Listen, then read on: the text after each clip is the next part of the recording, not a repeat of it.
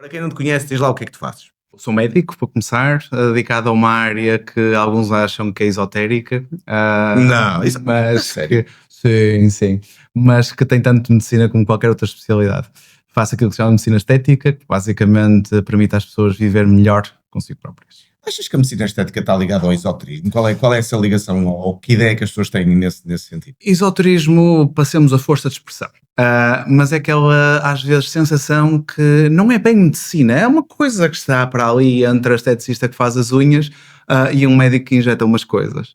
Mas se tu fores a ver, os conhecimentos tens de ter por detrás, não só de anatomia, de como é que envelheces, que alterações e até doenças de pele que não te dão um aspecto tão bonito quanto poderias ter, e tudo isto é muito mais complexo do que aquilo que parece.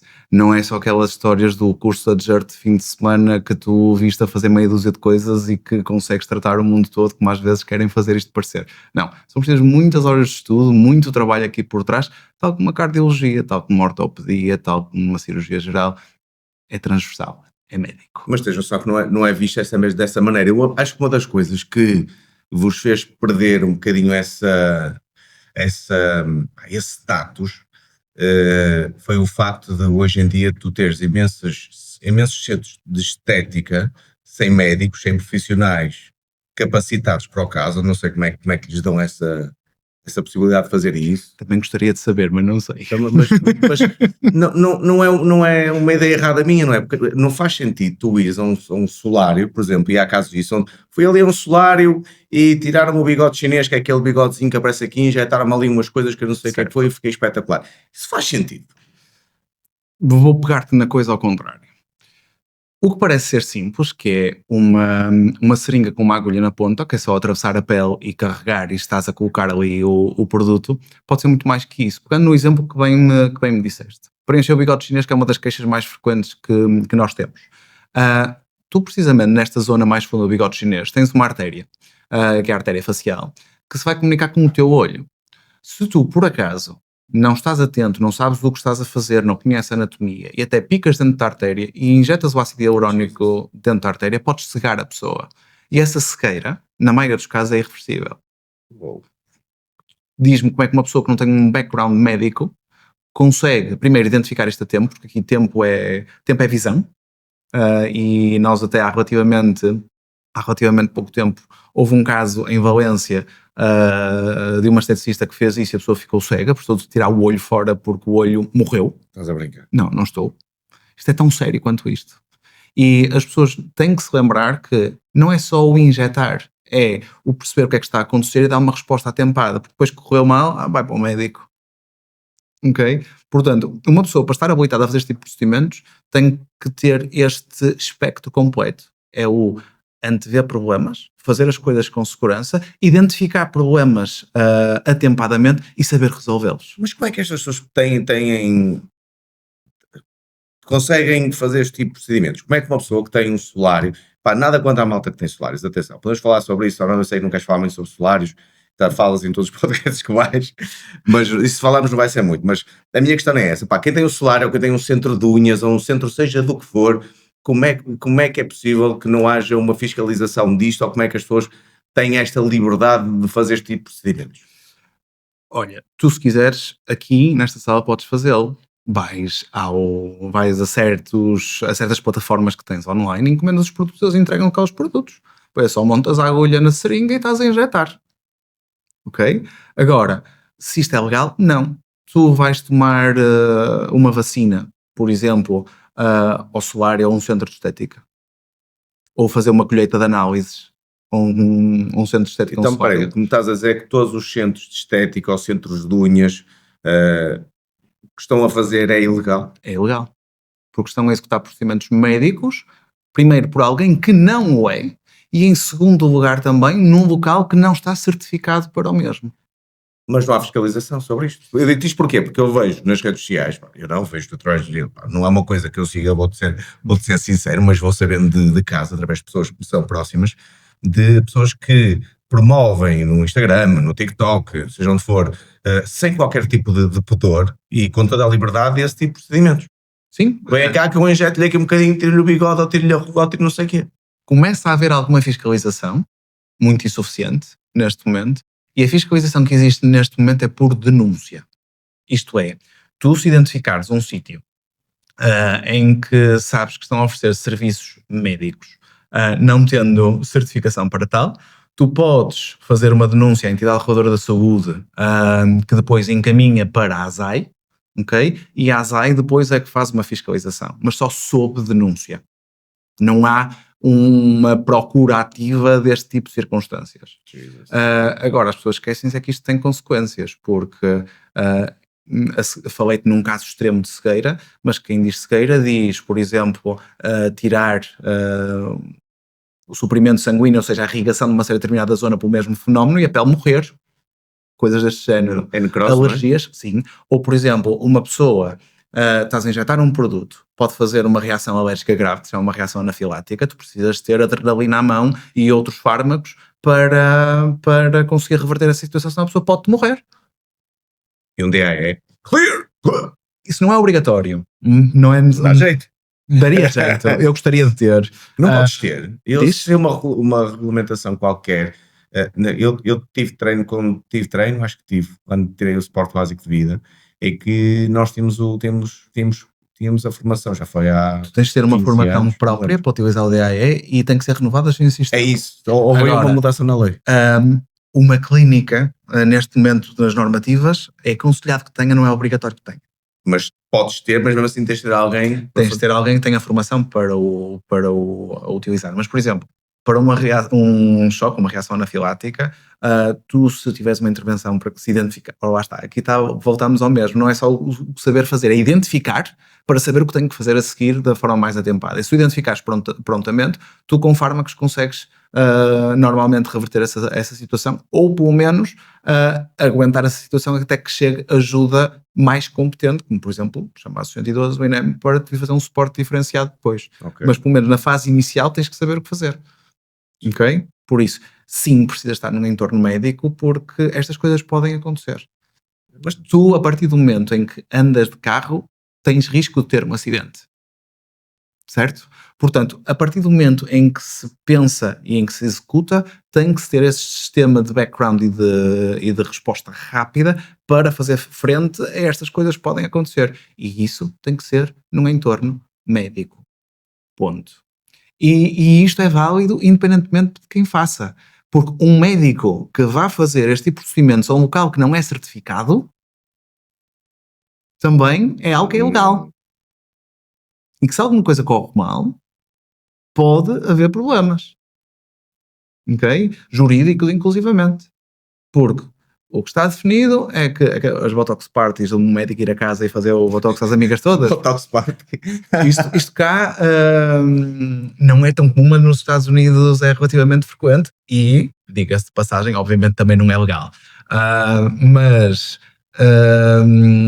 um médico que faça uma coisa desse estilo, uma Botox Party, está a incorrer numa infração, não só legal, mas deontológica também, ou seja, pode ter ordens médicas, para além da parte jurídica, pode ter ordens médicos de alguma forma a sancionar o médico, é um processo disciplinar. Mas não ficas um bocado chocado quando vês as influências, que há muitas, se calhar sem conhecimento de causa, como eu também não tinha, a irem a sítios sem essas licenças, sem essas condições e fazerem stories e fazerem publicidade. No teu feed, acredito que te apareça muito porque é a tua área. Não é um bocadinho chocante para ti ver isso? É porque ora lá está. Eu neste momento posso dizer que em cada 7 primeiras consultas que tenho, uma delas é de uma complicação deste tipo de procedimentos. E não é infrequente que a história contada seja um pouquinho essa, que a pessoa estava a fazer as suas madeixas e que de repente lhe recomendaram que para além das madeixas essa testa podia levar aí um jeitinho, não é? Pronto. E obviamente que tudo isto, ou de injetarem produtos que depois não correspondem à realidade, este tipo de situações, há muita mentira por aí, enganam-se facilmente as pessoas, e obviamente que depois são as pessoas que vão pagar essa fatura com as complicações, com as deformidades que podem ser permanentes, ou até mesmo problemas de saúde que podem ser permanentes, como falámos no início logo da questão da cegueira. Portanto, é uma questão mesmo muito, muito delicada e custa-me haver este enredo todo, porque cheira a dinheiro fácil às pessoas, não é? E esquecem-se da outra parte. Isto é um ato de egoísmo brutal de quem está do outro lado. É certo que eu não sei o contexto, não conheço o contexto das pessoas e não sei de que forma é que foram aliciadas, qual foi o contexto, mas isto também dá uma forma culpa os próprios médicos. Porque repara, se eu tenho um médico que vai a um sítio destes, que não é certificado de fazer os procedimentos, ele está a mostrar que pode banalizar os procedimentos e pode fazê-los em qualquer sítio. Uhum. Mas a minha questão nem é tanto por aí, o que me choca nem é tanto isso. A mim o que me choca é o facto de não haver uma ação preventiva na fiscalização desses sítios e de tu poderes publicitar livremente que, olha, tenho aqui o meu sítio onde faço unhas ao meu solário, que também são os sítios onde tu vês mais, é cabeleireiros, e isto não é um ataque aos cabeleireiros nem aos solários. Não, de todo. Epá, cada coisa é a sua coisa. Nós estamos num sítio que tem, por acaso gravamos aqui num shopping que tem imensas coisas dessas. Mas o que me choca é não haver uma ação preventiva por parte ao nível de fiscalização. Tipo, não, nós só vamos atuar se correr mal ou sobre uma denúncia. Isso é E chocante. mesmo assim, havendo denúncias, poucos são os casos em que alguma coisa é feita de verdade. Ainda aqui há uns dias passou na televisão um exemplo de uma miúda que não é médica, nem se sabe ao certo o que é que ela é, que nas próprias redes sociais diz à boca cheia que Azai, vem cá, que eu sou denunciada porque os médicos têm inveja de mim porque eu faço muito. Passa uma multa de 4.000 euros, eu pago a multa e depois continuo a trabalhar. Ou seja, nós estamos num sistema em que obviamente é uma renda para ela, ou seja, o sistema protege quem tem dinheiro. Ela paga a multa, continua a trabalhar livremente. E vão lá, passam-lhe multas sucessivamente sem haver um agravamento da ação sobre essa senhora, por exemplo. Jesus. Ainda gosto mais da segunda parte, que é quem vai lá nas redes sociais a defender esta pessoa, a dizer que ela nunca me disse que era médica. Ela faz bem e faz melhor que muitos outros e resolve problemas dos médicos. Eu vou-te dar um exemplo muito, muito concreto que eu acho que é um exemplo delicioso. Imagina que querias fazer uma viagem a Nova Iorque, de avião. E te diziam assim: consigo que a tua viagem te fica metade do preço. Mas não é um piloto que vai a pilotar o avião, é um médico que tirou o curso e acha piada a aviação e vai-te fazer o voo. Tu ias nesse voo. Estou. É exatamente a mesma coisa. Uma pessoa saber como se fazem as coisas não dá idoneidade, não dá permissão automática para as poder fazer. Não é por tu seres um curioso em direito que podes ir para tribunal julgar um caso. Jesus. Apesar de saberes as leis todas de trás para a frente, mais até que muito advogado se fosse preciso. Mas isso não te dá capacitação para isso. Ponto. E temos que sair desta narrativa porque faz melhor, porque não sei o quê, porque é mais barato. Não pode, isto é um atentado à saúde pública. E, efetivamente, precisávamos de outro sistema de fiscalização. Se queres que eu ponha as coisas em perspectiva, eu vejo que nós precisamos de fiscalização em tanta coisa que o que vejo é que os nossos serviços estão desorganizados e não sabem para que lado é que são de virar. E obviamente que isto é uma migalha em todo o horizonte de coisas que o pessoal precisa, como a ASAI e outras agências que tenham poder de fiscalização, têm efetivamente na praça. Ainda para mais, tu vês que, apesar de ser a entidade reguladora da saúde o principal organismo regulamentador e pseudo-fiscalizador deste caso, que tem os seus peritos também, precisa sempre de uma força policial para levar a cabo algum tipo de inspeção, vistoria, análise, o que quer que seja. E quem faz isso neste momento é sobretudo a ASAI. É mesmo a ASAI que falamos em droga, falamos em questões alimentares, falamos iria de coisas. Como é que tens uma entidade, das duas uma, ou a própria entidade tem task forces diferentes, que eu não sei se tem ou não, vou ser honesto, mas teria que ter uma task force dirigida, obrigada para cada área, ou se não, obviamente, nesta miscelânea toda, estão a ver se há tabaco falsificado no mercado, ao mesmo tempo se vêem que a origem dos alimentos é fidedigna e está dentro dos prazos e afins, e ao mesmo tempo analisam estas questões médicas. Ainda vou buscar ali uma roupa martelada pelo meio. Ou seja, não há pano para tudo. O lençol é sabes quando é que vai haver um olhar mais profundo sobre isto? Tens duas hipóteses. Ou quando o número de casos de pessoas que estão deformadas e prejudicadas permanentemente começa a ser muito significativo, ou quando alguém bastante influente tiver uma consequência destas. Eu ponho uma terceira hipótese, que é a hipótese que me parece a mim que pode ocorrer mais depressa, e não desejo que isso aconteça, e é a hipótese que realmente vai chegar às notícias, que é quando morrer alguém. Um choque anafilático, Já por exemplo. morreu. Já morreu? Já morreu. Como assim? Há histórias dessas aí partidas, só que são abafadas. Mas abafadas por quem? Pela comunicação social? Eu acho pelos organismos a quem isto não interessa. Não necessariamente comunicação social. Ok? Mas há casos dessas situações e situações graves. Por exemplo, há pouco tempo houve um caso de cegueira cá no Porto. Alguém ouviu falar dele? Ouviste? Saiu nas notícias? Não. E um caso de cegueira por injeção de ácido hialurónico. A sério? Pois. Ouviste? Eu ouvi, mas foi por circuitos paralelos, vias travessas, porque, ora lá está. Voltamos Mas conseguiste confirmar isso? Não era mais uma história, não é um mito urbano? Acho que não. Não te vou dizer que 100%. que consigo confirmar a 100%, mas como se costuma dizer, onde há fumo, há fogo. Ok? E tens este caso de Valência, que eu também conheço, e conheço pessoas que seguiram de perto este caso, e este caso não chegou aos mídia. Não vês isto a acontecer muito no Brasil? Já não viste sei quantas influências que se foram... Ainda morreu a semana passada um último influencer por complicações de procedimentos estéticos. Mas procedimentos estéticos ligeiros, como não invasivos, como aqueles que fazes? Não. Procedimentos, neste caso, eu não conheço todos os trâmites da história, mas teoricamente foi como consequência da aplicação de uns fios tensores na região do olho. São basicamente uns fios que pões debaixo da pele para puxar a pele. Por exemplo, ele pôs fios na região da sobrancelha para puxar a sobrancelha para cima, para abrir mais o olho. Mas isso é um procedimento estético simples, certo? Simples, mas médico.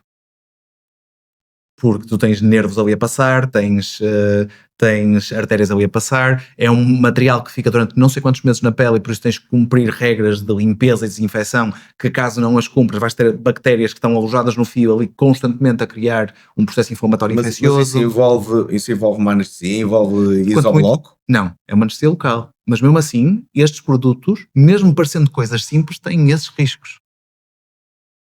Parece-me assim. Olha, eu estou a acompanhar um caso em tribunal neste momento, não posso dar obviamente grandes detalhes, mas precisamente por complicações associadas a precisamente este procedimento de fios feitos, um fio tensor feito por alguém que não era certificado por isso e que deu infecções de repetição, deu desfiguração que só não foi permanente porque se conseguiu tratar a tempo e este tipo de situações. Por isso, estas coisas que parecem simples não são tão simples assim. E esses fios são aqueles fios que nós ouvimos que metem nos cabeleireiros, nas estéticas. Também. Que houve uma moda sobre esses fios, que põem aqui um fio que puxa não sei o que, é uma coisa assim. Exatamente. É isso que estamos a falar? Não é tão simples assim. Não é tão simples assim. O que é que nos estou a dizer? Basta uma pessoa não cumprir uma desinfecção adequada da pele que corre o risco de ter infecções sérias. Mas estás a falar durante o procedimento ou pós-procedimento? Pós-procedimento. Mas isso pode acontecer também se foste a fazer. Se eu não cumprir todos os preceitos, todos os cuidados que tenho que ter para fazer esses procedimentos, sim. Não, mas tu médico ou tu paciente? Ambos. Na verdade, ambos. Mas, por exemplo, quando tu pões um fio, o fio vem montado dentro de uma espécie de agulha. Não é bem uma agulha, chama-se uma cânula, mas para todos os efeitos, visualmente é a mesma coisa. Se tu, imagina um fio que queres levantar a bochecha, tu introduzes o fio cá atrás, mas quando estás a introduzir tens todo o instrumento a vir cá para trás. Se ele estiver a roçar no couro cabeludo que está contaminado com as bactérias que temos no meio ambiente, tu estás a puxar essas bactérias para dentro da pele. Até podem ser bactérias que à superfície da tua pele não te causam problema nenhum. Mas tu ficas com uma ferida aberta, não? Não, ficas com um orifício de agulha, mas é o suficiente para tu arrastares lá para dentro. Por isso é que estas coisas não são tão simples quanto parecem. Não é só picar a pele, não é só atravessar a pele com uma agulha. Mesmo o próprio ácido hialurónico tem essa complicação. Se tu não cumprires uma desinfecção adequada da pele, a médio e longo prazo, esse ácido hialurónico pode infectar. Portanto, isto não é tão simples. Por isso é que precisa estar numa clínica, num ambiente controlado, para fazer as coisas o melhor possível para reduzir o potencial de complicações. É que não nos esqueçamos que na maioria das vezes, quando tu vês uma pessoa que quer se melhorar esteticamente, a pessoa está bem de saúde. E qualquer problema que tu causes, estás a causar um problema à sua saúde. Ou seja, estás a piorar o estado global de saúde da pessoa.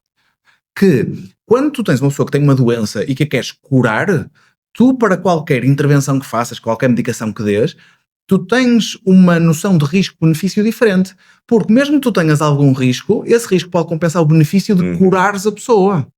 Quando estás a falar nesta parte de medicina que não é curativa, mas é satisfativa, estes riscos têm muito menos, têm muito mais valor, e tu não podes assumir o mesmo grau de risco quando estás a falar numa situação em que queres curar alguma coisa.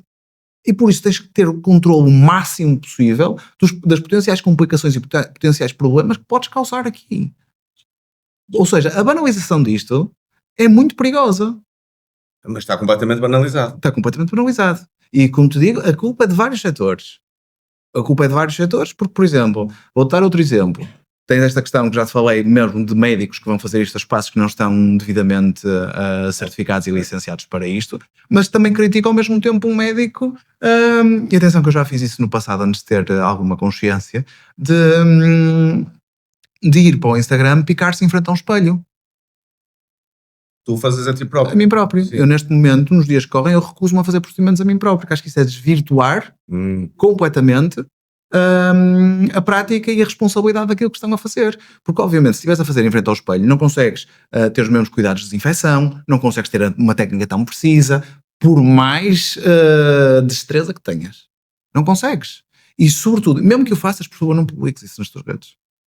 Porque estás a desvirtuar o que estás a fazer e estás de alguma forma a legitimar esse outro tipo de problemas de banalização de procedimentos que se está a ver. Mas estas pessoas que fazem este tipo de procedimentos, não estando habilitadas, onde é que elas vão ter essa formação? Porque certamente elas não mandam vir só as coisas para a internet e vão ao YouTube ver como é que se pica ou onde é que se pica. Infelizmente tens casos desses. Tem gente que não tem mesmo qualquer tipo de formação a fazer guiado por vídeos de YouTube ou cursos online. Mas há cursos físicos. Mas também há cursos físicos. E esses cursos físicos, para mim, também deviam ser fiscalizados porque só deveriam admitir gente que teria competência para fazer, competência legal, entenda-se, eu não estou a falar de destreza, estou a falar de competência legal para executar este tipo de procedimentos. Vocês têm que ter um background médico. Um background médico. E ainda te digo mais, há cursos destes que são certificados para DGERT. Que é isso?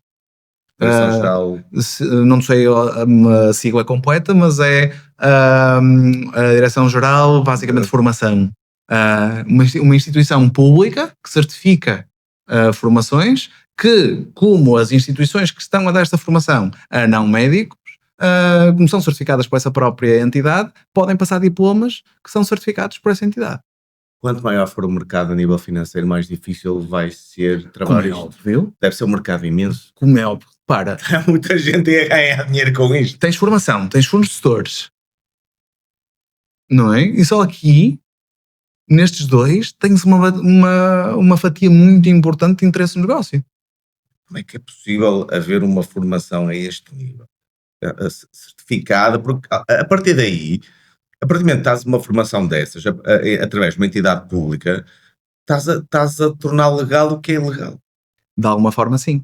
Mas eu quase nem te consigo responder a isso. Eu acho que para mim quase era mais fácil adivinhar-te a chave do Euromilhões que dar-te uma resposta concisa a isso. Porque isso tem tanto de absurdo como de incompreensível. Jesus. Aliás, eu sei de um caso de uma pessoa que não está habilitada a fazer este tipo de procedimentos, tanto que não é médica, e por ter estes diplomas na parede, a ASAI já lá foi bater à porta e não lhe aconteceu rigorosamente nada por ter esses diplomas. Eu consigo perceber, e isto agora fazendo um advogado de diabo, eu consigo perceber que as pessoas que trabalham na área, que estejam a ver este podcast e que estejam a pensar, mas eu tenho informação, eu consigo perceber o lado delas.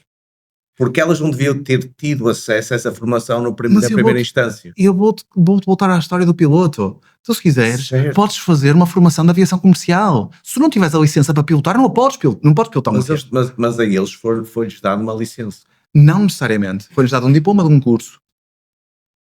E um diploma de um curso não é necessariamente uma validação que as pessoas podem fazer aquilo. Atenção, eu não punho lá os pés.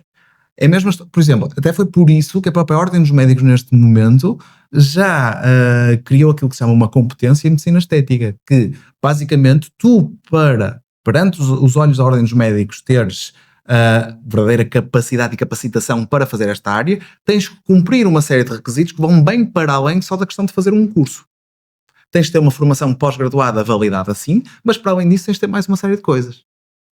Isso ia reduzir imenso, e isso ia reduzir de uma forma drástica o mercado. Se cumprido, se forem a cumprir, vai-te reduzir o mercado, vai-te reduzir a quantidade de material gasto, vai terminar essas formações todas e alguém no meio vai perder dinheiro. Mas repara, já há pessoas a perder dinheiro. Primeiro, o assim? Estado. Porque a maioria destas pessoas que fazem este tipo de procedimentos faz tudo por debaixo da mesa. Certo. E, portanto, o Estado Economia paralela. já está a perder muito dinheiro em impostos aí. Mas também perdem todas as outras pessoas que têm complicações deste tipo de procedimentos e que depois têm que gastar do bolso delas para reparar aquilo que o outro causou. Que pagaram a alguém para esse outro fazer. Tu disseste que em cada 10 pacientes 7, 9... uma. Em cada 7, 1. 7, 1... Ainda é um rácio maior. Não chega a 10. Não é 20%, não é 20%, digo eu, mas é perto. 16%, 15%, uma coisa assim. 15% de pessoas com complicações e que chegam à tua mão, e a tua clínica é uma clínica onde tu trabalhas, é uma clínica de topo. Ou seja, aquilo que eu sei, e aquilo que eu sei, provavelmente muita gente que tem complicações, provavelmente não terá capacidade financeira de ir a uma clínica como a tua. Não é uma crítica, atenção, não é uma crítica ao teu trabalho e à tua clínica. O que eu quero dizer é, provavelmente não serão é uma pessoa em 7, serão mais. Isto é a ponta do iceberg. Isto é a ponta do iceberg. E há muita gente que até de alguma forma, vamos sabendo de casos, pessoas que se vão conformando, tipo, aconteceu. Também nem sei como é que é de resolver isto. Olha, aconteceu, fiquei. Também não há pessoas que estão, de certa forma, viciadas na alteração do seu visual. Mas mais uma vez, por isso é que é importante ter um médico, sobretudo um médico com ética e consciência à frente delas, porque para mim a coisa mais importante para eu dizer em consulta é não. Pois, tu dizes muitas vezes não às pessoas. Porque nem sempre aquilo que nós procuramos é aquilo que nos beneficia mais. E há um dito, sobretudo, mas isto mais ligado à cirurgia, que o bom cirurgião é aquele que sabe quando não operar. Um cirurgião adora meter a faca, não é? Para poder abrir, entreter-se e fazer aquilo que melhor sabe e que mais adrenalina lhe dá. Isto parece uma coisa perversa, mas obviamente uma pessoa que gosta daquilo que faz tem sempre adrenalina naquilo que faz, não é? Conseguir pôr isso de parte, ou seja, a adrenalina do gosto que faz e o dinheiro que iria fazer com aquilo que a pessoa quereria fazer e dizer que não, é preciso ter uma ética e uma consciência muito grande. Porque estás num imediato a renunciar a um income que te vai entrar, a um lucro, é um lucro cessante para todos os efeitos, mas há que haver essa consciência para perceber que há um certo determinado limite a partir do qual não é razoável nós estarmos a ultrapassar esse limite. A questão é, na verdade, tendo em conta o mercado que temos nos dias de hoje, tu dizes que não, mas a pessoa se quiser encontra quem lhe diz que sim. Mas eu, pelo menos, eu falo por mim. Eu olho para isto como se fosse, como já te disse, uma qualquer outra especialidade. Ninguém vai a um ortopedista a dizer que quer que o ortopedista lhe opere o joelho. O ortopedista vê o joelho, não vê problema nenhum, o ortopedista opera-lhe o joelho na mesma. Ou seja, cada procedimento, cada situação deve ser feita porque tem indicação para a fazer. Não é um bocado estranho para ti quando isso acontece-me, e para mim é uma coisa muito estranha, até tem uma história engraçada em relação a isso, que tu olhas para duas pessoas distintas, eu estou-me a rir, não tem, até tem alguma piada, e vês que as pessoas parecem todas iguais, porque parece que aquilo esteticamente está formatado, e quando digo iguais foram moldadas para ficarem todas com o mesmo tipo de formatação. Parece aqueles bonecos, parece os Sims ou os Lemmings ou qualquer coisa, são iguais. E sabes o que é que quer dizer? Que foram faces mal avaliadas e procedimentos mal executados. Porquê? Tu, aquilo que tens que ver quando olhas para uma pessoa, não é pegar a dita harmonização orofacial, eu detesto esse termo, porque parece que estamos de régua e esquadro só a medir proporções. Ok? E as coisas são mais que isso, vão para além disso. Vou dar um exemplo que eu gosto de dar nestas circunstâncias, que é, imagina, um dos procedimentos que esteve muito em voga, agora decaiu um pouco, era a questão da masculinização facial. No homem, dar-lhe uma mandíbula bem definida, um queixo largo. Pronto, perfeito. Tens um homem que vai à tua consulta e que um homem, na maioria das vezes, tem mais dificuldade em explicar, em dizer aquilo que pretende. E por isso é muito fácil o homem dizer, olha, quero-me ver melhor, faça o que quiser. Ok? E tu, a esse homem que te procura e que te perguntou ou que te pôs as coisas nestes termos, tu fazes exatamente isso. Mandíbula quadrada, queijo. Mas depois vais ver a segunda parte e o homem é pai de 2 miúdas, que brinca com as miúdas, que é super delicado com as miúdas e que no final o homem vai olhar para o espelho e olha para si, apesar de poder estar com as proporções todas no sítio, de regra e esquadra tudo no sítio, mas o homem olha para o espelho, tipo, eu não me reconheço, estas feições mais agressivas não encaixam comigo. Porquê? Porque as pessoas vão mais a esta questão do ideal de proporções, de medidas e afins e não veem a pessoa que está à frente. Não desenham um plano de tratamento que é adequado às necessidades e à personalidade da própria pessoa. E por isso é preciso conversar com as pessoas. É preciso sentir as pessoas. E às vezes, quando a pessoa não sabe explicar aquilo que quer, virar um bocadinho o bico ao prego. Faço isso muito frequentemente, porque eu tenho muitas vezes o tipo de consulta que a pessoa chega, apoia os cotovelos na secretária, diga-me lá, o que é que me fazia? E eu, calma lá que isto não é assim. Eu devolvo-lhe a pergunta, quando olha ao espelho, o que é que incomoda mais? O que é que fica mais na cabeça quando olha ao espelho e que fez vir esta consulta? De certeza não foi só curiosidade, deixa-me ver o que é que ele me faz. Ok? E aí já desmontamos muita coisa. E quando orientamos isto por necessidades e ao ideal estético da própria pessoa e não ao meu, a probabilidade das pessoas serem todas iguais pela porta da clínica é muito mais baixa. Porque eu não estou a replicar o meu ideal estético. O meu ideal estético não é necessariamente o teu, nem de qualquer outra pessoa. Se eu replicasse o meu ideal estético em todas as pessoas, eu era uma fábrica de Barbies e de Kens. Porque aí sim. Acontece. Mas isso é má prática. Isso foi alguém que ensinou a fazer as coisas de régua e esquadro, ou seja, foi uma pessoa que foi ensinada a fazer procedimentos e não a tratar pessoas. Mas tu começas a ver um padrão. Esta história eu posso contar, não posso é dizer nomes. Então, não faço isso. Mas estávamos a terminar uma vez um programa, um dos muitos que eu já fiz, não vamos dizer qual, não interessa. E estávamos todos lá no camarim, cá atrás, em amena cavaqueira, e vem um editor ou um realizador e olha para 2 mulheres que lá estão, não interessa quem, e só diz assim: que engraçado, vocês têm a boca igual, que giro. E Faz ao mesmo médico. Não, mas ele disse aquilo com uma inocência do tamanho do universo. E eu fiquei a olhar, eu percebi o que é que era. Não, percebi, porque notavas que tinha havido ali coisa, mas o engraçado ali foi a reação delas, porque nenhuma delas assumiu, viraram as costas logo uma ou outra e foi cada um para o seu lado. Que giro! É, E eu disse, fingir de morto, não aconteceu. Mas depois isto tira completamente a personalidade das pessoas. Ora, lá está, é o que eu te estou a dizer. O foco não. Obviamente, tu tens que executar uma técnica adequada, mas uma técnica adequada a cada uma das pessoas. Não é replicar a técnica nas 1527 pessoas diferentes que te passam à frente. E para isso, tu precisas de ouvir a pessoa, precisas de estar com a pessoa, precisas de conversar com a pessoa para discutir limites, o que é que a pessoa procura, que não procura. E, por exemplo, mesmo, voltamos ao exemplo do pai das 2 miúdas.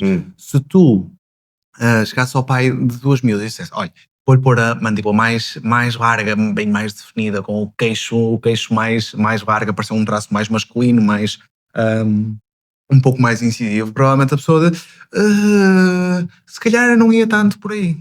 Mas esse tipo de alterações não são drásticas, para não, porque quando estás a falar esse tipo de alterações, estás a falar com os ácidos hialurónicos e essas coisas todas. Essa mudança não é uma mudança que à partida seja assim tão drástica, pois não? Depende. Tu quando metes ali na boca das pessoas, elas parecem que ficam ali com a boca, parece que levaram ali 2 socos. E nota-se a quilómetros. Isso já não são transformações menos visíveis, são mais... Fizeste qualquer coisa, mas eu não sei o quê. Mas isso é quando é bem feito. Agora, quando começas a passar do quantidade de produto que tens que usar, protocolos de, na mesma sessão, fazer 15, 20 seringas que existe por aí, obviamente que isso vai ter um impacto visual. 15 seringas? Sim. Isso acontece. E eu tenho pacientes que têm essa magnitude de seringas injetadas. Agora, se eu tenho que fazer, não vou fazer tudo na mesma sessão. Vou diluindo ao longo do tempo para que, mesmo socialmente, não haja um impacto tão significativo. E na maioria das vezes, quando precisas de tanto material assim, na maioria das vezes estás com uma indicação que não é a mais correta. Na maioria das vezes, tu nesses casos até provavelmente mais indicado é uma cirurgia. E é isso que tens que dizer ao paciente. Tens que ter a hombridade ética e dizer, olha, isso que pretende é cirúrgico.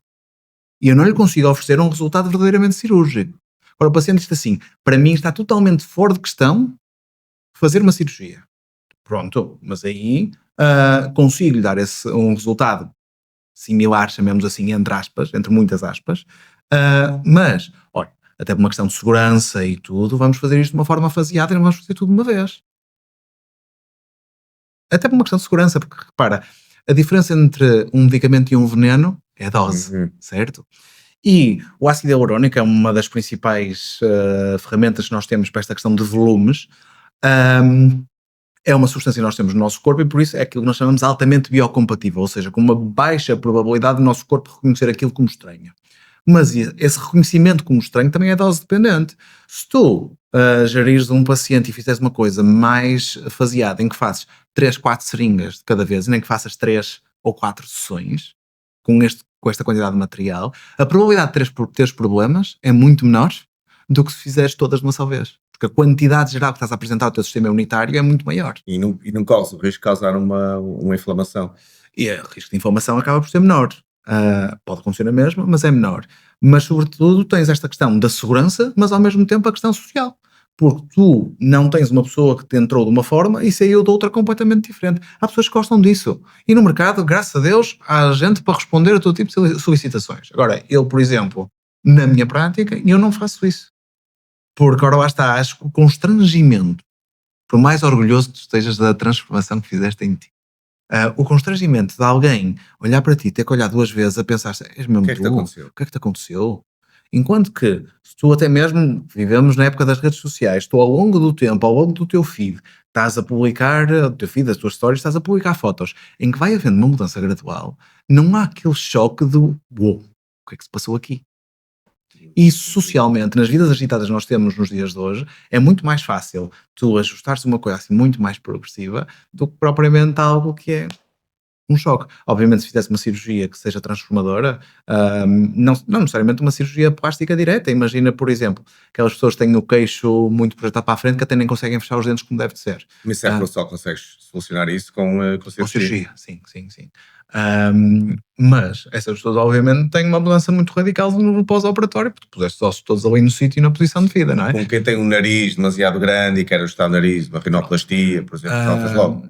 Agora, para esta questão de volumes de face, às vezes uma pessoa que não quer deliberadamente passar por uma cirurgia, tu dás-lhe uma experiência quase cirúrgica, mesmo até nessa situação de resultados rápidos, isso pode ser constrangedor. Há mais 2 também nessa lista. Sabes quais são? Maminhas e cabelo. Pá, as maminhas tu podes camuflar de alguma forma. Existem alguns artifícios que dá para camuflar um pouquinho. Mas já reparaste que é o mesmo princípio. Parece que, o que é que as mulheres fazem? Metem maminhas. O que é que os homens fazem? Metem cabelo. É o mesmo princípio. Porque tu repara, se tu reparares, quer um, quer outro, são elementos que estão associados quer à feminilidade e à masculinidade. Eu amo ter cabelo. Eu digo já aqui, eu amo ter cabelo. E eu também vou. Eu preciso. Eu também vou. Aliás, descobri um médico espetacular e sabes como é que eu faço tipo, é tipo a verificação, dupla verificação, a tripla verificação. Uma das coisas que eu vi, o gajo é bom, sabes porquê? Porque eu vi que tu seguias. Chama-se controles positivos, como um amigo meu diz. E eu, peraí, o Pedro está a segui-lo, o gajo é bom, pá, o gajo é bom. Mas sabes que relativamente agora um bocadinho off topic, já voltamos aqui à tua prática, e também tem esta curiosidade para ti, que é, eu estou sempre à procura desses estudos e tal, e para quem não sabe, agora falando um bocadinho mais para os homens, que é uma coisa que nos afeta a perda de densidade e a perda de cabelo, a perda de cabelo está associada, como tu sabes e bem, ao DHT, que é o subproduto da testosterona. E eu tenho aqui uma teoria que quero passar por ti, que eu sei que todas estas coisas percebes. E se a nossa perda de cabelo não estiver em primeira causa ligada ao DHT? Pois não saberia responder a isso. E se estiver ligado a duas coisas. Ao estado da tua derme, da tua pele, certo? e à pressão que lhe é causada. Porque eu vi um estudo, e não sei se é real, em que o padrão que nós temos de perda, que é o qualquer coisa Norwood, não é?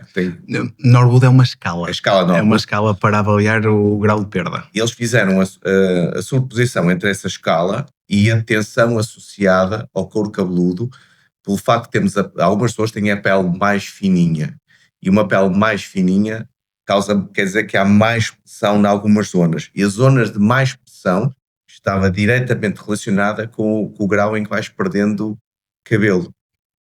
Eu não conheço esse estudo, por isso não posso alargar para julgar isso, mas obviamente que o único fator para a perda de peso, perda de peso, meu Deus, perda de cabelo, até de peso, o cabelo também já lá vamos, depois falo sobre isso. A perda de cabelo é multifatorial, é certo, ou seja, tem vários fatores aqui envolvidos a contribuir para ela, mas sabemos que a parte hormonal é significativa, mas tens outros fatores que também podem levar à perda de peso. Eu com a perda de peso, a perda de cabelo. Queres muito falar no Ozempic? Calma, já lá vamos. Por exemplo, imagina, disseste aí uma coisa que faz sentido. Nós sabemos que se houver muita tração no cabelo, que tu vais causar ali um dano ao folículo e que pode levar à perda permanente do Basicamente cabelo. é a incapacidade de tu conseguires irrigar com o sangue aquela zona. Por múltiplos fatores que eles possam ser. Pode ser ou uma inflamação crónica do couro cabeludo, ou alterações vasculares no próprio couro cabeludo, ou seja, tens múltiplos fatores que estão aqui Essa envolvidos. inflamação crónica pode ter que ver com essa pressão pelo facto da pele não ter densidade suficiente. É delicado fazer uma associação dessas muito direita, porque tu tens múltiplas vias de irrigação do couro cabeludo. Agora, sabemos que, por exemplo, um dos tratamentos que nós mais usamos para, de alguma forma, atrasar a perda, é a utilização de um produto que é utilizado para dilatar os vasos, os microvasos que nós temos no couro cabeludo, para levar ali mais oxigênio e nutrientes, é o minoxidil, exatamente. Aliás, há 3 produtos, há muita coisa no mercado, mas segundo o que os médicos dizem, há poucas coisas que existem que estão testadas. Há poucas coisas que tenham uma verdadeira demonstração de eficácia. Sim. Ou seja, uma demonstração cabal de eficácia, e sim, tens o minoxidil, tens os inibidores da DHT, finasterida, dutasterida e pouco mais. E mais nada. Tens mas é o só palmeto que segue no mesmo circuito. Certo, consegue fazer alguma inibição da DHT, mas não vamos comparar o nível de inibição de uma coisa com a outra. Mas eu acho a finasterida e a dutasterida muito preocupantes, porque acho que o perfil de segurança das duas não me agrada. Não me agrada porque acho que tem imensos efeitos secundários. E eu não consigo tomar nada disso. Já experimentei. Já experimentei tomar, e experimentei todo tipo de doses de finasterida e não dá. Pronto, não dá.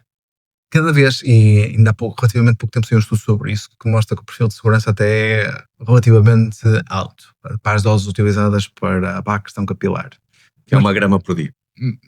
Depende, se for do dutasterida até pode ser diferente, e pode nem ser tudo. Meio grama 2 a 3 vezes por dia. Faz mais sentido. Não, meio miligrama. Perdão. Faz mais sentido. Até porque é um bocadinho mais específico e afins. Mas tens alternativas que podes utilizar e que cada vez estão a ser mais exploradas para pessoas que têm esse receio ou até nem se deram bem com a parte oral.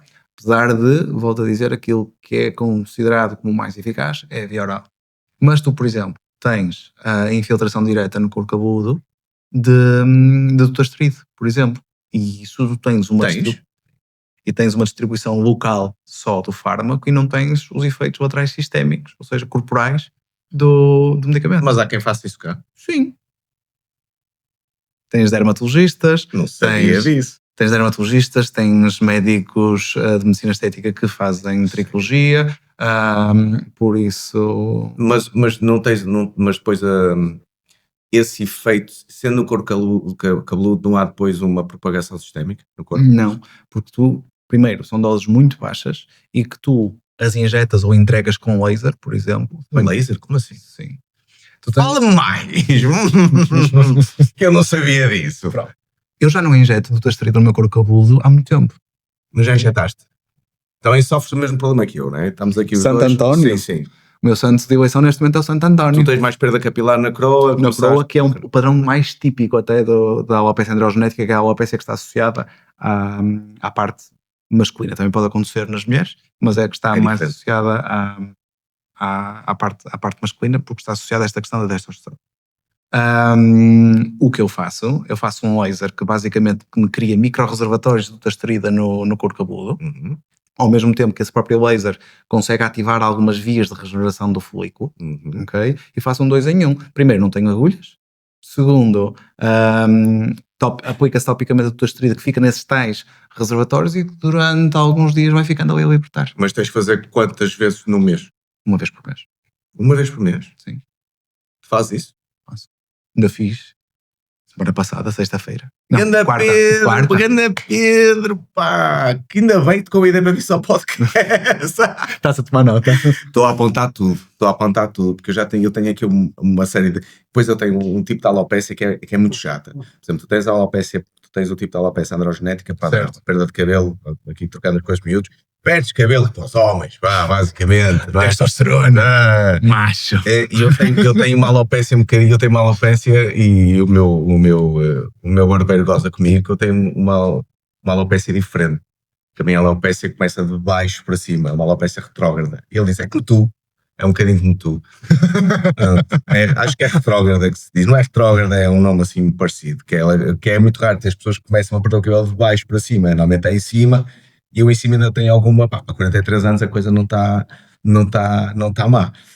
Mas é muito engraçado até descobrir esse tipo de alopecia, foi literalmente uma dor de cabeça. O que é que se passa? Será que é uma deficiência de zinco? Será que é uma deficiência de ferro? Também podes ter este nível de deficiências no teu corpo que te aceleram a perda capilar. Ou podes ter alguns déficits que podem potenciar a queda de cabelo. Agora também te vou ser muito honesto. Na maioria das vezes, se tu fores fazer doseamentos destas coisas que teoricamente poderiam estar em falta, tu não as vais encontrar. Na maioria das vezes são outros motivos e não aquilo que inicialmente se poderia estar a pensar do senso comum. Porque esta questão da falta da biotina, a falta do zinco, biotineta. Quase tudo isto é tanga. A maioria... o meu principal conselho nesta questão de queda de cabelo é: não estourem dinheiro em shampoos e em suplementos e afins. Vão a quem perceba de cabelo. Só um shampoo que funciona e funciona de forma ligeira, com uma ligeira atenuante DHT, que é qualquer, eu não vou dizer a marca. E mesmo assim é muito limitado. Muito limitado, que é muito qualquer limitado. Shampoo que tenha cetoconazole, é assim que se diz? Mas isso é um bocadinho diferente a ação, porque o cetoconazole é um antifúngico. Exato. E às vezes pode ser um estado inflamatório do couro cabeludo associado a uma... inflamação. Por teres uma hiperatividade do fungo que te dá uma dermatite seborreica, por exemplo, que é uma malacésia furfura, tem um nome curioso. Mas mesmo assim não está indicado em todos os casos. Se tu não tiveres um couro cabeludo hiper mega oleoso e afins e que tenhas evidências de ter alguma coisa associada à malacésia furfura, não faz sentido estar a utilizar um shampoo com cetoconazole. Ok? Por isso, o melhor investimento que as pessoas podem fazer quando a queda de cabelo é mais significativa é procurar um médico dedicado à parte capilar.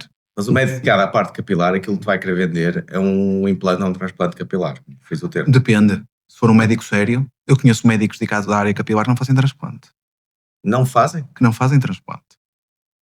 Porque a medicina capilar e a tricologia, que são quase dois nomes que podem ser usados em paralelo, cada vez mais está-se a atender para a medicina capilar, porque existe muita gente a chamar-se de tricologista por aí que são cabeleireiros. Long story short. Ok? Ou seja, está a acontecer a mesma coisa que na tua área. Sim. E deixa-me só fazer aqui uma ressalva, que estamos a falar de cabelos e sim, não é a tua área. Não é a minha área, de todo, eu não faço cabelo, exatamente porque acho que é um mundo tão grande, o mundo do cabelo, que tem que ser uma pessoa que estude diariamente cabelo para poder dar uma resposta como deve ser. Mas tu podes dar uma ajuda nesse aspecto, porque tu não estudas cabelo, mas estudas a pele e o cabelo, e acho que uma das causas, voltando ao Mas sabes, a maioria das vezes o que é que eu vou fazer? Se vejo que o caso é um caso não linear, a primeira coisa que eu faço não é sugerir um tratamento, é sugerir uma consulta com alguém. Isso chama-se ética e responsabilidade. Voltando atrás ao início da conversa, e isto é onde se misturam os dois, e acho que às vezes não é só do médico ou do outro. Outro estudo que fizeram, eu não sei se é verídico, atenção, por isso também estou aqui um bocadinho a testar e quero a tua opinião. Tendo em conta que, nós falamos do DHT, mas eu não tinha, há pouco estava a falar da pressão na cabeça, porque acho que é daí que vem o DHT.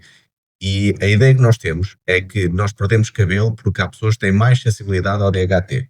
Isso a verdade não for essa. Voltando atrás, espera aí, deixa-me fazer aqui um panorama todo.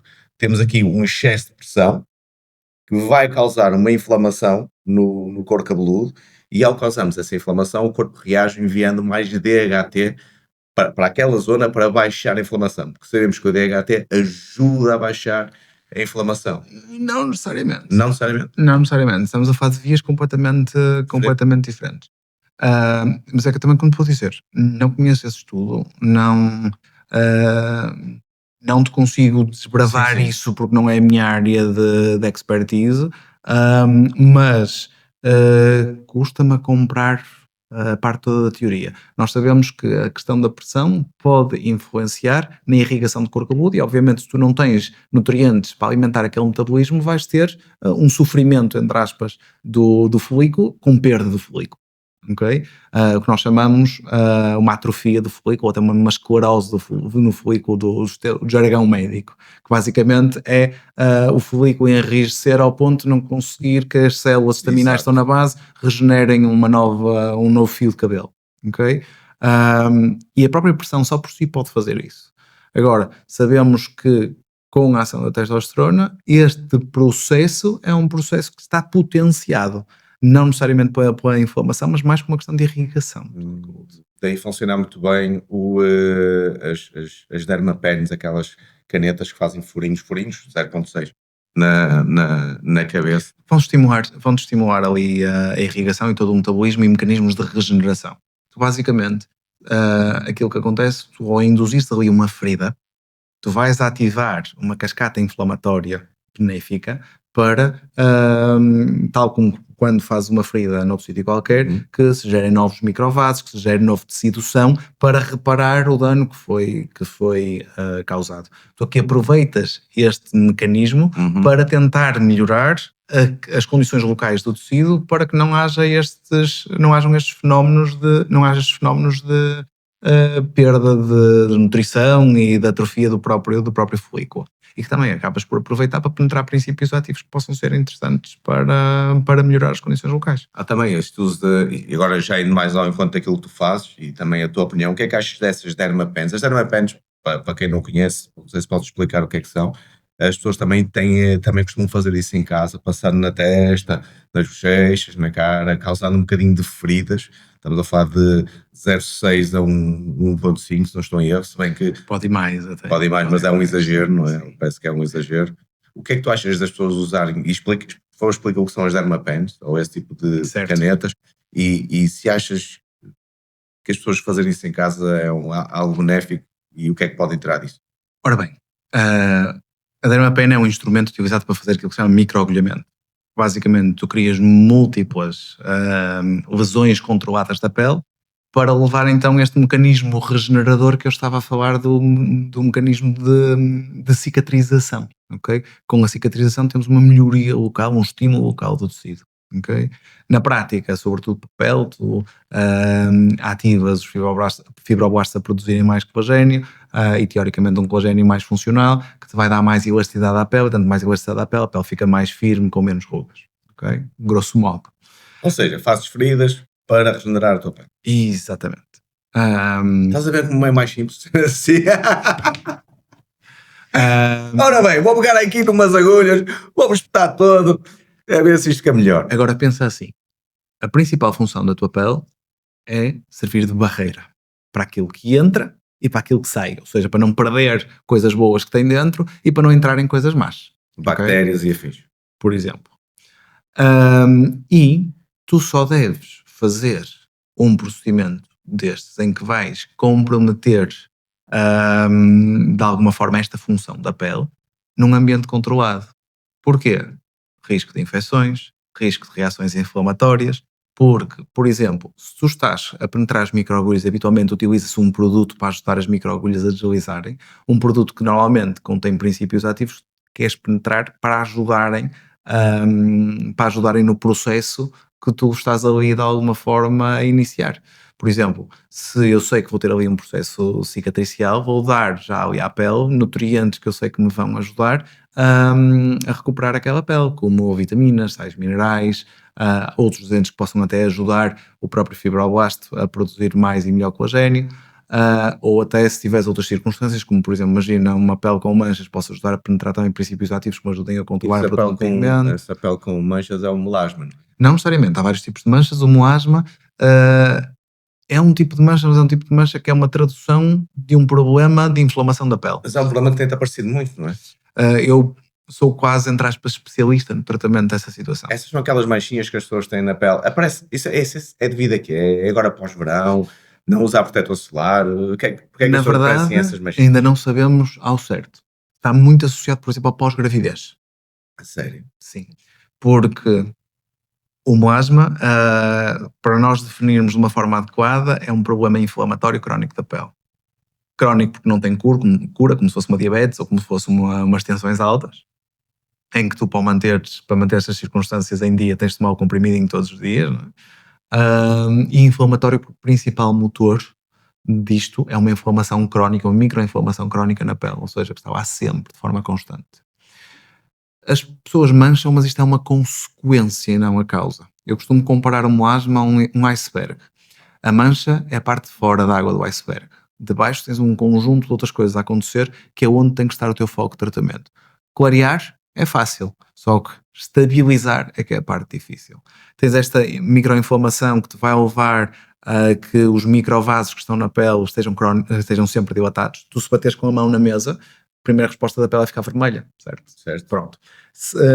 A pele fica vermelha porque tiveste ali um dano que a tua pele, os teus tecidos querem reparar. E para isso inflamam. Ao inflamar, vão dilatar os microvasos que estão à superfície da pele, para levar ali mais nutrientes para que consigas alimentar adequadamente aquele metabolismo aumentado da reparação que está a acontecer ali. Mas quando terminas a reparação, a inflamação passa, os microvasinhos deixam de estar dilatados e voltam ao calibre normal e a pele deixa de estar vermelha e passa a branca. Faz Certo? sentido. O que é que acontece no rosto? Quando tens esta questão do melasma, tens a microinflamação crónica, que vai fazer com que os microvasinhos estejam sempre dilatados. O que é que o nosso organismo interpreta? Não estou a mandar sangue suficiente para ali. Vou mandar mais. Vou criar mais vasos. Só que esses vasos também são criados em ambiente inflamatório. Logo vão dilatar. Se vão dilatar, nova leitura do organismo que está a receber pouco sangue ali. Mais vasos. É um círculo vicioso que vai indiretamente aumentar a própria inflamação. Vai aumentar a própria inflamação, vai levar... Tens um círculo vicioso que tens que quebrar. Okay? Isto é a primeira parte. Segunda parte, com a inflamação tens uma degradação da estrutura da pele. Não só da estrutura geral, porque tens uma perda de fibras elásticas e do tão falado colagênio da própria pele, mas da própria estrutura da pele. A pele não tem a mesma estrutura, as células não estão no sítio onde devem estar e migram de umas camadas para outras e acabam por levar ainda mais inflamação. Ou seja, tens aqui uma cascata inflamatória que a acontecer por múltiplos sítios, em que a pigmentação é só uma consequência desta desorganização toda. E por isso é que é muito habitual tu ouvires falar de pessoas que fazem tratamentos só de clareamento e que recorrentemente a mancha está igual ou pior porque não trataram a verdadeira base. Então como é que tratas a base disso tudo? Como Porque parece ser muito complicado. É complexo. E basicamente aquilo que tu fazes é intervens em todos estes ciclos que aqui estão. Ou seja, fazes coisas direcionadas para a inflamação, fazes coisas direcionadas para os vasos, fazes coisas direcionadas para a estrutura da pele, para tentares que este sistema volte a funcionar minimamente bem. Mas como é que tu reduzes a inflamação nesses casos? Tens uma série de estratégias, quer, por exemplo, com medicação oral, quer com equipamentos que podes fazer ali, que me alteram a forma como existem ou como são produzidos os sinalizadores inflamatórios. Porque enquanto não traz a inflamação, não consegues quebrar o ciclo. Tu tirar nunca vais tirar, mas pelo menos controlá-la aos níveis mais baixos possível. Mas a que é que se deve essa inflamação localizada? É que uma inflamação localizada deve ser extremamente difícil de... Pois já percebes porquê que aquilo está a acontecer. Nós não sabemos e não certo porquê. Sabemos que existe uma base genética, mas não sabemos ao certo qual, que vai levar a toda esta cascata de alterações. Ou seja, pode não ter que ver com aquele sítio em particular, pode ser uma reação a um alimento, a um estilo de vida, que por acaso apareceu ali e o foco foi ali. Alimentação e estilo de vida, do estilo de vida, a principal coisa que nós temos aqui associada é a questão da exposição solar, ok? Não tem a ver com o excesso, com o aumento de cortisol, que é o hormona do stress. Também tem, mas por via indireta. Isso era a segunda parte que eu tinha falado do estilo de vida. Porque quando tens picos de stress ou alterações emocionais mais significativas, tendo um pico do eixo da ACTH-cortisol, que é o nosso, digamos, sistema de resposta, para quando ficamos alerta, quando temos algum stress a qual responder, é o nosso sistema de policiamento quase do nosso organismo, tens um aumento indireto da inflamação. Se tens um aumento indireto da inflamação, vais aumentar toda aquela cascata que tens lá atrás. Ok? Mas estas são as únicas duas coisas do estilo de vida que têm, aos dias de hoje, uma influência direta demonstrada. Tudo o resto, neste momento, não tem influência demonstrada. Mas já houve alguma pesquisa sobre o estado da pele e o estado do intestino, por exemplo? E existe numa série de outras patologias inflamatórias, como por exemplo no acne, na rosácea, e aí sim sabemos que existe essa associação. Agora, no melasma, até aos dias de hoje, essa associação não está demonstrada. Estranho. Muito estranho. Não, porque os mecanismos inflamatórios que estão presentes nuns e noutros são ligeiramente diferentes. Ligeiramente, não tão ligeiramente. Então, os próprios mediadores inflamatórios que estão envolvidos são diferentes. Ok? Por isso, as vias de ativação também são diferentes. Logo, é normal que nós temos diferentes tipos de inflamação mesmo na própria pele, que vão levar a diferentes doenças, a diferentes condições. É normal que numas e num certo determinado padrão possa haver essa relação e nas outras não. O melasma dá-se sobretudo no rosto ou pode aparecer em qualquer zona do corpo? É muito mais comum no rosto. 90 e muitos por cento. Estranho. 90 e muitos por cento dos casos está no rosto. Tens outros casos que podem ser pescoço, decote, braços. Sim, mas nunca me deste aí. Ou seja, é parte superior do corpo. Há um ou outro caso reportado, mas são casos isolados e não a quantidade brutal, para a quantidade de pessoas que têm melasma, são casos isolados que nós não podemos assumir que é uma regra, não é? Agora, grande parte, 90 e muitos por cento, é só no rosto. Não fazem ideia porque é nesta zona do corpo. Não. Neste momento não temos dados que nos permitam inferir o porquê de haver esta predileção pelo rosto. Há uma suspeita que está um pouco associada à questão da nossa exposição solar, porque cada vez mais nós associamos esta desorganização da pele e a própria inflamação com o dano solar acumulado que nós temos ao longo da vida. A nossa pele em relação ao sol é como se fosse um livro de calotes. A partir do momento em que nós nascemos, saca da caneta e do caderno, começa a apontar tudo que é excesso. Okay? E esses danos vão sendo acumulados até um ponto em que a quantidade de danos é tal em que já tem consequências. Okay? E obviamente que nós temos muito mais exposição no rosto do que no corpo, porque andamos muito mais expostos no rosto do que no corpo. Faz sentido essa teoria, daí algumas pessoas terem no decote e na parte superior dos braços nos braços. Mas mesmo assim, essas pessoas, na maioria das vezes, a pigmentação que têm nessa zona não é melasma na maioria das vezes, é mesmo o dano solar acumulado e não tem esta inflamação crónica permanente nos tecidos, tal como no rosto. Dano solar, vamos lá arrebentar aqui com um mito.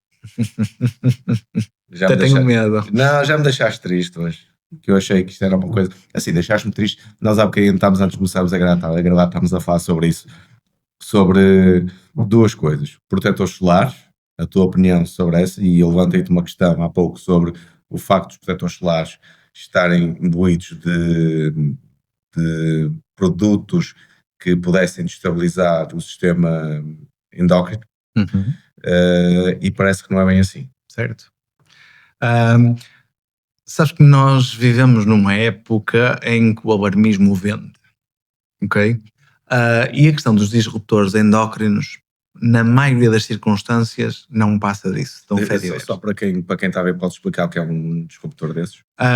Basicamente, considera-se um disruptor endócrino alguma substância que possa alterar a forma como as nossas hormonas são produzidas e, digamos, ligam e falam umas com as outras.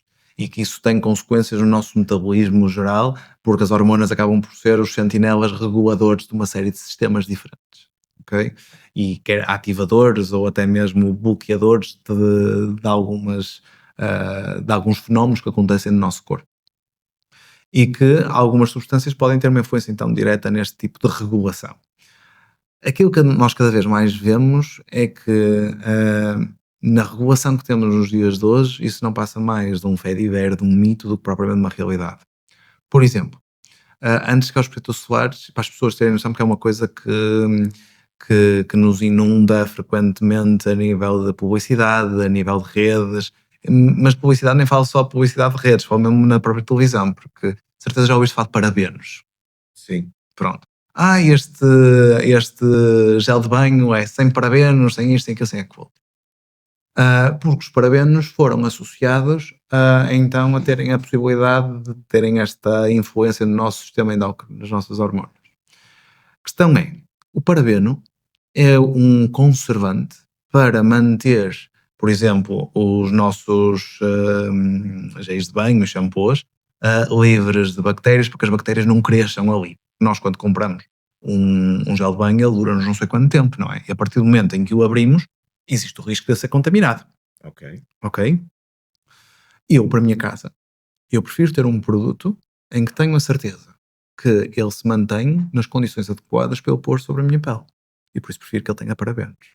A questão é, os parabenos, para serem disruptores endócrinos, têm que ter uma dose megalómana. Ok?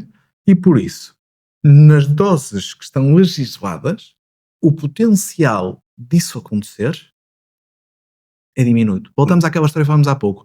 A questão, na maioria das vezes, é uma questão de dose, mais do que propriamente de uma questão do material em si. Mas não tens aqui um efeito cumulativo? Não podes ter o risco de efeito cumulativo? Neste caso, não. Para o tempo que ele está em contacto com a pele, para o tipo de molécula que é, ele não tem tempo nem dose suficiente para penetrar e ter este efeito cumulativo. A não ser que tu te metesses... Mas o protetor solar tem. O protetor solar? Não tem. Mas tu metes protetor solar e depois metes-te ao sol. Não vai entrar no teu... Não. Já está demonstrado que o protetor solar fica na superfície da pele. Pode penetrar um pouco, mas até um certo determinado nível, só para exercer o seu efeito. Porque basicamente aquilo que o protetor faz é absorver a radiação solar e transformá-la em calor. E ele penetra nas camadas mais superficiais da pele. Ou seja, não chega sequer aos vasos para onde ele teria que entrar para fazer alguma ação. E mesmo assim, a regulamentação que nós temos nos dias de hoje é tão estrita, sobretudo cá na União Europeia, que o potencial disso acontecer, não digo que é impossível, mas é muito perto disso. Percebes? Ou seja, os riscos que tu tens a utilizar um produto com parabenos ou um protetor solar, face ao benefício que tem, praticamente os riscos deixam de existir. E posso usar qualquer marca de protetor solar ou há umas mais seguras que outras? Se todas as marcas vendidas na União Europeia e que estão debaixo da regulamentação dos cosméticos a nível da União Europeia são seguras. Portanto, se tu comprares num canal oficial, eu acho que é a principal coisa que tem que ser salvaguardada, porque obviamente se tu mandares vir um protetor solar da Temu, eu não te garanto que ele esteja ao abrigo da legislação europeia como deve de ser. Agora, se comprares um protetor solar num supermercado, numa farmácia, numa parafarmácia ou até mesmo numa plataforma de vendas de produtos cosméticos online, mas numa plataforma idónea,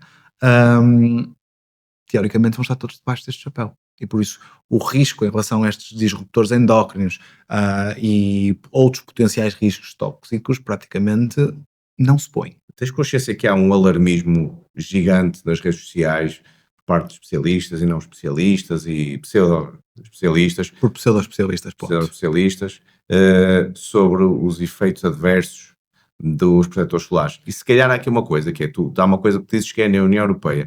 Muitos deles provavelmente vêm dos Estados Unidos. E nos Estados Unidos provavelmente a regulamentação não é a mesma. É um bocadinho diferente. Por exemplo, enquanto nós cá temos uma série de filtros solares que são aprovados para ser usados, nos Estados Unidos são muito menos e mais antigos. Mas mesmo assim, esses mais antigos têm mais um compromisso de performance na fotoproteção do que propriamente a nível de perigosidade ou toxicidade. Ok? Ou seja, em resumo, nos Estados Unidos tu vais ter protetores solares que a nível de experiência de utilização são mais desagradáveis, são mais pastosos, são as manteigas de barra dos anos 90 que nós também já cá tivemos. Por isso, se é uma coisa que tens que usar todos os dias, é uma coisa que convém que seja agradável. E se tu cá tens mais opções, são mais opções no sentido de dar opções agradáveis para que tu possas aplicar protetor solar sem sentir que é uma experiência má, mas usufruindo de todos os benefícios que o protetor tem. Ou seja, podemos usar, seja cá, seja lá, podemos usar os protetores solares sem o alarmismo. Grosso modo, em quase todos os mercados, nós estamos num mundo global, Sim. não é? E cada vez mais estes estándares são quase transversais. E, por exemplo, tu neste momento tens um boom e um hype na cosmética coreana. Não fazia ideia. Tu neste momento tu tens páginas de TikTok que são de review praticamente só de cosmética coreana. Ok? Sim. E efetivamente nós estamos perante um hub de desenvolvimento, um local de desenvolvimento ao qual temos que estar atentos. Porque, por exemplo, para tu teres noção, o investimento na Europa do PIB geral europeu em cosmética, em desenvolvimento de cosmética, anda na ordem, é ligeiramente inferior a 0,5%. Na Coreia, só para cosmética, supera os 3%. Jesus.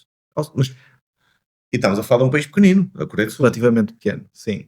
Mas aqui tens investimento até público, Mas é universidades. R&D, não é? Research and Development. Sim, R&D, sim. Tanto é que tu neste momento, as últimas inovações a nível de filtros solares e afins, a última patente a sério de alguma coisa verdadeiramente inovadora foi em abril deste ano na Coreia. Uma grande empresa que se chama Colmar. Ok? Portanto, e mesmo eles, apesar de não serem tão restritivos como a União Europeia a nível de ingredientes e produtos ativos que possam ter, também existe uma regulamentação relativamente apertada. Existem algumas coisas meias esotéricas, como extrato de baba de caracol. Isso é um bocadinho marketing, não é? Vamos aqui lançar uma coisa nova no mercado e, Sim e não. e vai pegar durante um ano e depois Por desaparece. exemplo, tu tens alguns agentes anti-inflamatórios e e hidratantes na baba de caracol. Agora, também não estamos com isto a dizer que para as pessoas ir ao quintal, pegarem coisa de caracol e começarem a besuntar Sim, não acho a que cara. não é a melhor ideia do Agora, mundo. estamos a falar de extratos que foi demonstrado que naquele extrato tem presente aquele outro ativo que podem ter este tipo de ações. Se tu me dizes assim, são os princípios ativos pelos quais eu mais me vou reger, não, nem pouco mais ou menos. Mas enquanto eles têm muito mais esta abertura, nós cá não temos tanta abertura para ter esta disponibilidade de tanto princípio ativo e tanta coisa diferente. O que é que tu achas desta onda que tem existido de se usar o chamado tallow, o sebo de boi ou sebo de vaca? Boi de vaca, o que for, sim. Sebo de bovino, vá. De bovino. Na pele, como De bovino. como hidratante ou mesmo como protetor solar, que está bastante na moda e cada vez aparecem mais vídeos sobre isso. Olha, para mim a principal utilização dessa substância é só em pistelaria, para tu lubrificares a rosca do tubo para conseguires desaparafusar ou enroscar melhor um tubo na sua união, porque na verdade não tens benefícios em estar a usar uma coisa dessas na tua pele. Primeiro, proteção solar é nula, não existe. Ponto. Não tens um verdadeiro filtro ali, nem físico nem químico. Ou melhor, nem físico nem orgânico. Segundo, por outro lado, quanto muito terias ali um agente que te impediria de tu perderes água através da pele, criando uma espécie de uma barreira de gordura para que não perdesses então água pela pele, que em alguns estados pode estar a perder mais água pela pele do que seria suposto. Mas com a quantidade de gordura que o sebo tem, mais provavelmente ias criar o que nós chamamos um quadro congestivo, em que tu não consegues que o teu sebo natural saia de forma livre e natural pelo poro, e ainda acabares com um quadro similar a um acne, okay? Uma reação acneiforme, que é o termo médico. Portanto, sincero e honestamente, há produtos tão mais interessantes e tão mais seguros de se usar nesses casos do que propriamente uma coisa dessas. Isso é mais uma força de marketing do que propriamente algo que esteja demonstrado que é benéfico. Tens princípios ativos já antiquíssimos desta vida, como ceramidas, glicerina, glicerol, ácido hialurónico, te ajudam a ter precisamente essa função, em que não precisas ir para estas coisas esotéricas que não têm background científico praticamente nenhum. Background científico sério. De 0 a 10. É um 0? Menos um. Ou eventualmente, se tens uns sapatos de couro que queres que eles brilhem de novo, acho que pode ser um bom substituto à graxa. Não tenho um documentário a fazer. Mas olha que mas são imensos os vídeos que aparecem sobre o seu. Eu, a semana passada, vi um vídeo de uma influencer a recomendar utilizar a sua própria matéria fecal como máscara para melhorar a pele. Portanto, Desculpa, verdade? portuguesa? Não, Ah, não. mesmo assim. Mas ela. Não pode. Era uma brincadeira, não era? Queres que eu te enumere as coisas estranhas que as pessoas põem na pele a dizer que faz bem? Sim. Tens menstruação. Esperma.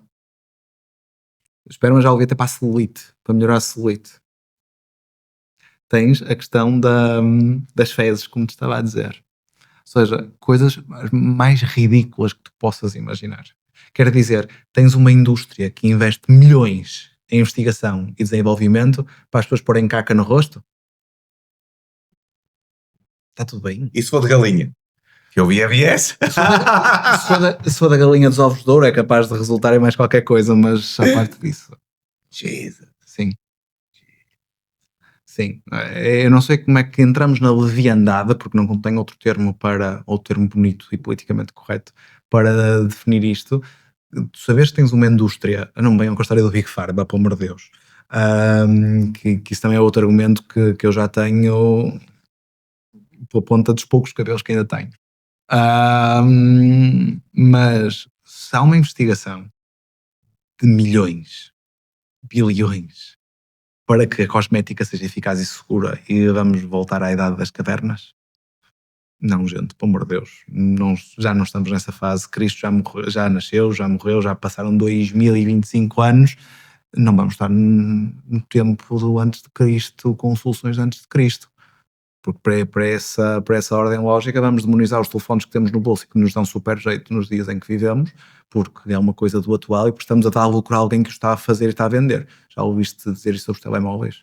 Ou sobre os copos, as garrafas de água e as coisas que nós usamos? Gente, noção. Isso era uma coisa que a Big Pharma podia inventar, comprimidos de noção. Acho que efetivamente iam revolucionar muita coisa. Mas sabes, acho que as pessoas estão tão. Nós desligamos tanto nós evoluímos muito cientificamente, mas desligamos tanto daquelas que são as nossas raízes.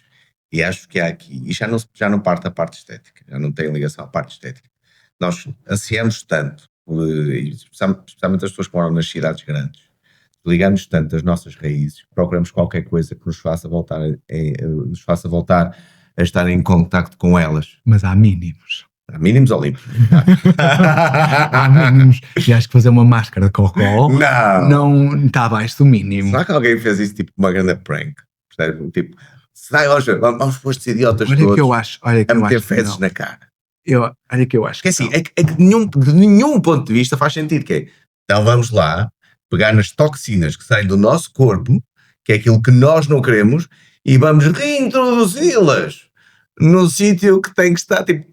Não, é porque é um probiótico para a pele. Tens as bactérias fecais, estão ali a ajudar a normalizar a microbiota da pele. Pois. Check, please. A sério. É esse o argumento? Esse o argumento? Um dos, sim. Não pode. Não acredito. Parte científica e agora o que é que as pessoas. Assim, e temos aí, também há uma coisa. Nós falamos da parte científica, mas também não podemos falar da parte científica como uma ave-maria total e absoluto. Porque certamente tens aí uma série de suplementos e uma série de coisas que não fazem bolha. Pois, mas esses suplementos, na maioria das vezes, dizem que têm estudos por trás e quando tu ou lhes pedes os estudos ou vais consultar os estudos, há estudos que até, eu já assisti a isto, suplementos que citam estudos que o próprio estudo contradiz aquilo que o produto diz que faz. Quais são para ti os principais produtos que as pessoas podem usar em casa para retardar o envelhecimento da pele? Olha, tudo começa por bons hábitos, porque a pele acaba por bons hábitos que normalmente não custam dinheiro diretamente, que são hidratar a pele como deve ser. Sabes como é que se faz? Não. Água? Não se brinda com água, são Ai, lágrimas. peço desculpa. São lágrimas. Não se brinda. Beber, podes beber. Mas preciso molhar o bico. A melhor hidratação que tu podes fazer à tua pele faz-te pela boca, com água. Portanto, ter um bom nível de hidratação. E tu dizes quantos litros? Eu digo-te os suficientes para ires pelo menos 6 vezes por dia à casa de banho. E que o teu xixi seja amarelinho claro. Translúcido. Sim, clarinho. Quase transparente. Ok? Por isso, porque a água que tu necessitas não é a mesma que eu necessito, nem qualquer outra pessoa. Por isso, a melhor métrica é tua. Portanto, vais 6 vezes à casa de banho com uma urina praticamente límpida, pode ser levemente amarela, mas levemente, quase transparente, está ótimo. Ok? Mas mínimo 6 idas à casa de banho por dia. Segundo, obviamente, alimentação o mais regrada possível, porque nós sabemos que, ao contrário do que algumas coisas também dizem aí, que se nós comemos muito açúcar, temos uma glicação das nossas proteínas, ou seja, há uma alteração, as proteínas ligam-se aos açúcares e perdem a sua função. Já sabemos nos dias de hoje que isso não é uma verdade tão absoluta quanto se julgava. Mas mesmo assim, tu tens estados inflamatórios que podem ser induzidos pela própria alimentação, e a inflamação, como nós vimos, ou como falamos no melasma, pode induzir alguma aceleração na degradação de algumas estruturas que nós temos dentro da própria pele. As pessoas diferentes podem ter reações inflamatórias a produtos diferentes. Certo, não temos todos a mesma sensibilidade às coisas, mas grosso modo, se tiveres uma dieta variada, que não seja rica em gorduras e que não seja em gorduras, sobretudo gorduras poliinsaturadas, ou Basicamente fritos. e obviamente coisas com muito açúcar, nós conseguimos ajudar a manter todo o metabolismo de uma forma saudável, e isso obviamente tem repercussões na própria pele. Até porque, por exemplo, imagina, quando tu sou uma pessoa que tem uma tendência a ter borbulhas, uma pessoa com tendência acneica, tu quando tens um aumento de ingestão de calorias, tu vais aumentar a tua produção de sebo. Se aumentas a tua produção de sebo, os teus poros vão entupir mais com sebo, vais gerar mais borbulhas. Ok? Pronto. Assim como, por exemplo, isto não é igual para toda a gente, mas uma pessoa que tenha tendência acneica deve reduzir a ingestão de laticínios, sobretudo laticínios magros, porque a proteína do leite de vaca tem alguma parecença com um mediador inflamatório que está envolvido na acne também. E por isso o nosso corpo não distingue uma da outra e pode haver uma ativação. Eu sempre vejo alguém com acne, ou associo sempre a problemas do foro intestinal. Sempre. Pode não ser, não quero dizer que eles não existam, mas não é aquilo que tem uma associação mais significativa. Por exemplo, dar-te um exemplo muito prático, às vezes as pessoas esquecem muito. Alguém que tenha tendência, que tenha acne ou que tenha uma pele com tendência acneica, nos dias que correm, muita gente faz ginásio e faz os suplementos típicos de ginásio, a típica whey. Deixem de tomar a porcaria da proteína. A proteína não é mau, o problema é o whey. A questão é, não é para toda a gente, isso não se pode generalizar para toda a gente, mas pessoas que tenham esta questão do acne, o whey, como é um derivado da proteína do leite, vai ativar este tal mediador inflamatório e vai piorar o acne. Posso dar aqui uma ideia, tipo, há aqui um efeito secundário da whey que afeta muita gente, e acho que esse é o efeito secundário que, mal o sentes, devias repensar o tipo de proteína que estás a tomar, porque tens outras. Tens a hidrolisada e tens uma... Isto que eu estou a dizer é independente do tipo de whey. Ou seja uma whey isolada ou hidrolisada, isto vai sempre acontecer. A sério? Sim. Tu só consegues controlar este efeito se migrares para uma proteína vegetal. Não tens hipótese.